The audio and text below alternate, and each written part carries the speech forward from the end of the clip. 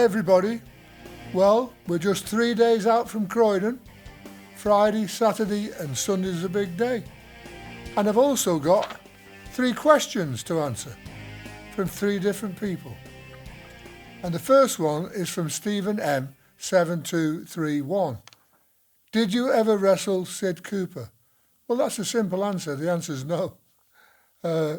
Sid was only a light middleweight sort of guy, and I never wrestled him at all. Never even been in the ring with him. So the answer to that is no. The next question is from Stanwell Stud, and he asked the question about what the tag match was like with Mick McManus and Steve Logan when he wrestled George and myself at the Royal Albert Hall. So I'll deal with that one now and try to explain to you exactly what went on in that match. Here we go. Well, it's quite a complicated story, really, because Mick McManus was,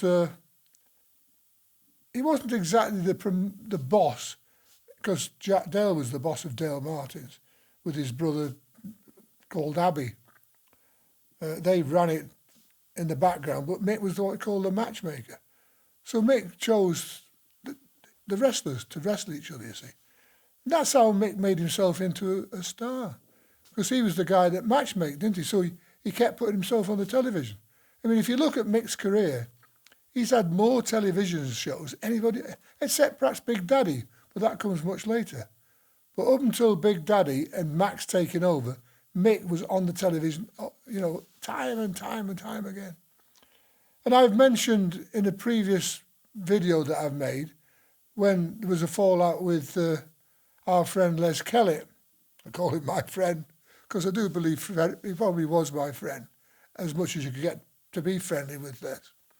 And he went in after a show with me, and he sort of told Mick off and threatened Mick if he ever did it again. And this guy, who I call Count Tony, said to me when I came in that, "Ooh, what you been up to then?" And that was what I'd done with Les, of course. But just to cut across the story, how Tony fits into this. Tony told me, because I got on quite well with Tony, because, you know, I recognise a fellow traveller in a funny sort of way. So, and he said to me one day, he said, Mick does you lads, he meant me and other top of the bill people, out of a lot of work on the television.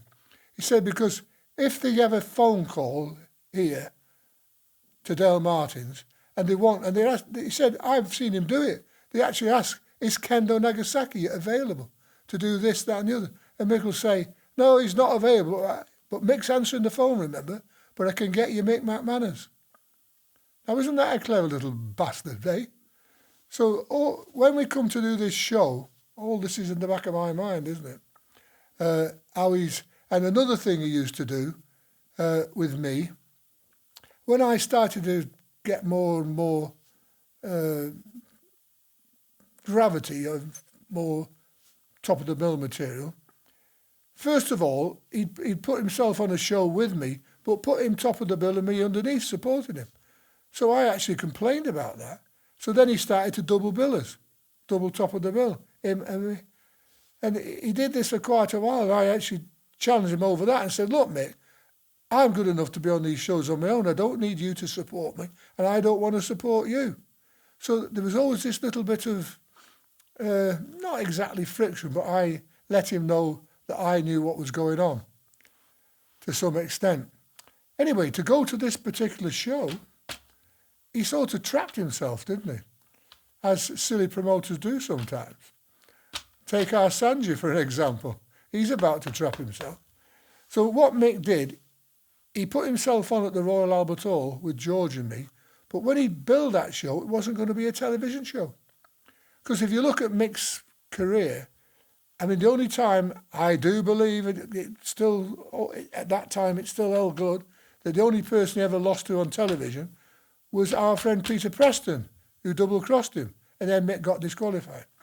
But he puts himself on this show with me. Now, Mick unwisely thought that he could get away with this show by, beating Gorgeous George and leaving me intacto. But he didn't realise at the time that he built it, I am told, it was going to be a television show. And I think the television company wanted something very special at that time.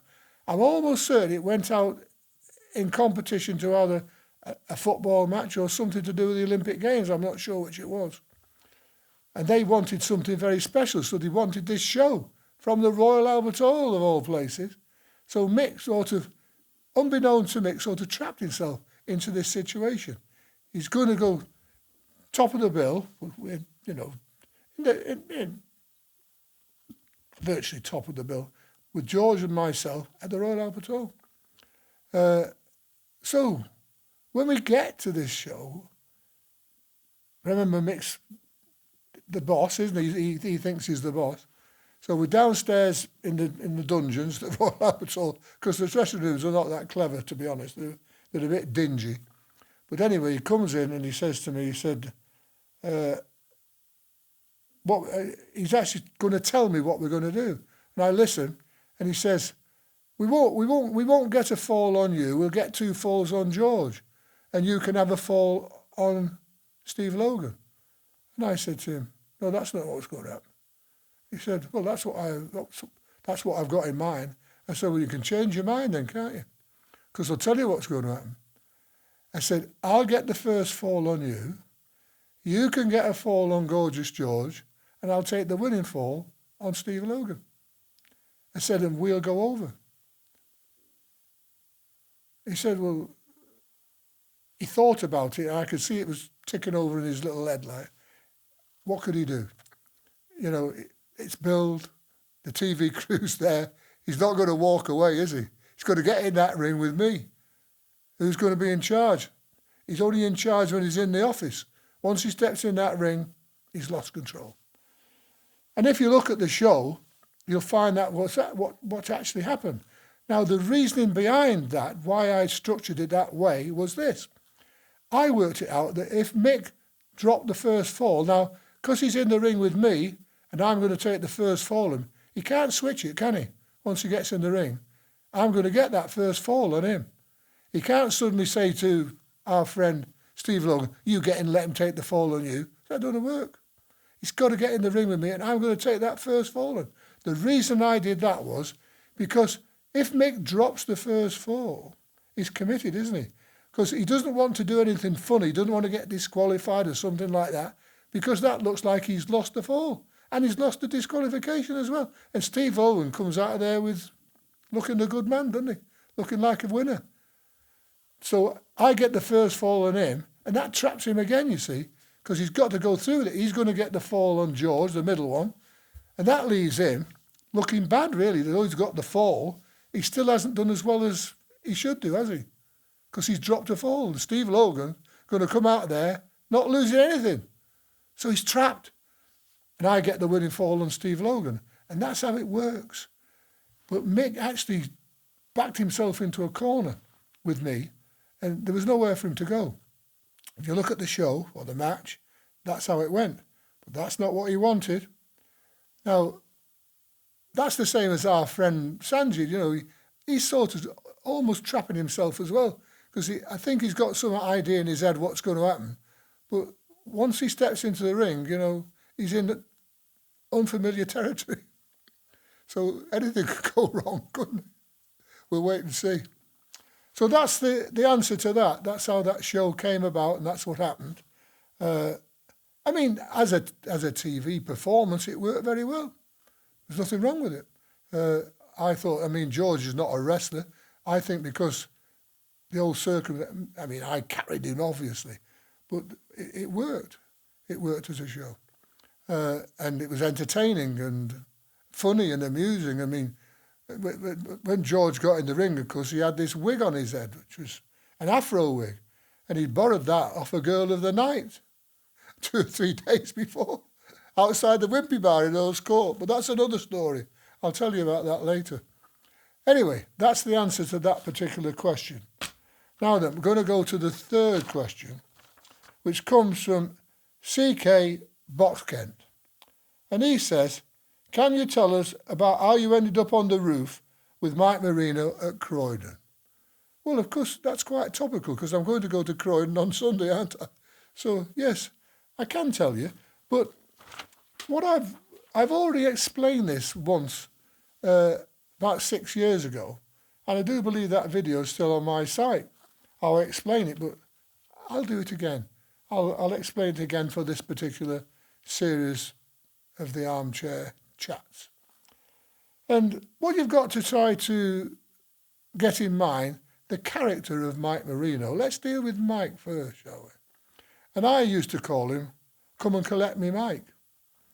Now, if Mike was wrestling somebody like Kendo, who was going to lose to, Mike being a real old technician, an old-timer, right from the beginning tried to make it look like he's going to lose, but there's going to be lots of reasons why he's going to lose.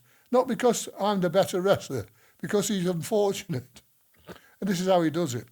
He starts off right at the beginning, and he comes in the ring, and I call it the glad eye, the old glad eye. He stands in the middle of the ring, not quite as exaggerated as that, but as if this eye's been injured in the previous few days. Oh, it's not very good, you know. He's doing all that. I'm exaggerating now, but if you watch him, that's what he gets up to. And he's conveying to the audience that all is not well. He's not a well person. He's got something wrong with his eye. He's got a cut over his eye and something. The old glad eye. Then you go into the match. The match starts. This is where Come and Collect Me Mike comes in. Mike's very clever at this. Instead of coming out and meeting you in the middle, he'll make a gesture towards you and step back. And he'll make sure he stays in his corner. And he'll go and step back in the corner. And you've got to go to him. He doesn't come to you. Come and collect me, Mike. So you have to go over to him. Eventually, if you're a bit green, a lot of these sort of newcomers to the job are a bit green. Mike will get you in his corner and he'll grab you round the waist. And then he'll go down and hang on to you. You can't let go of him because he's got you. And it makes it look like you're not letting go of him. And he's very clever at that. And that puts him over, doing it straight away. The referee's saying, break, break, break. But the referee's telling you to break, but it's not you that's got he's got hold to you. And the referee's saying, break Nagasaki, break Nagasaki. But I'm not holding him. He's hanging on to me. And you have to sort of get free from him. And that's all building up this idea that you're this terrible person that's bending the rules. You've not done anything, really. You've just tried to get him to come and do a bit of wrestling. But he's got you in that corner, hasn't he? And he's very good at it. I mean, I knew what he was up to and I didn't care, really. But lots of greenhorns, sort of they're not new to the job, brand new to the job, but people who really didn't understand what he was doing. He was promoting himself all the time. It was all about Mike. I'm being abused in this corner, but he's the one that's doing it all to himself. Then you got on with the show, of course, and he's doing that all the time. And eventually, Mike would actually open a cut up on his head because he did have a scar here on the eye. I'm sure it was that eye. And he could actually get his fingernail in it and tear it like that. So he did have almost a continuous sort of open wound there that he could open up when he wanted. Especially with special matches, if he thought something was a bit special, he would just scratch this thing and start to dribble down, And he did that. Anyway, to push the whole thing forward, this particular match, we have arranged it in the dressing room beforehand that I'm going to lose the mask on this particular night. And I'm going to let him have it outside the ring. He's going to do all sorts of bits and pieces. And I'm going to do a runner at the end. But he's going to follow me. And if you know what Croydon's like, it's the other the big building in Croydon, the ring's there in the centre, and there's a door to the side that leads into a passageway that goes back to the foyer and goes up towards the dressing room. About 10 stairs up that takes you onto another level, and the dressing rooms are there on the left. There's another flight of stairs that takes you further up, right? So this particular night, we get the show on the way. He does all the trickery that he does. We get to the point where I'm going to do this runner, and I run off, And I get to the door, the double doors into the corridor, and he's not there. I look back and he's at the ring edge doing this. And I'm thinking, is he going to fucking come? No, he's not. He's not going to come. So once again, I've got to go and collect him and go and collect me mate. So I foolishly went back to collect him. And of course, by the time I've got him and he's grabbed the mask and we're tussling with each other and we're tussling towards the door, the bloody audience have all got up, haven't they? I've got about 30 people surrounding me.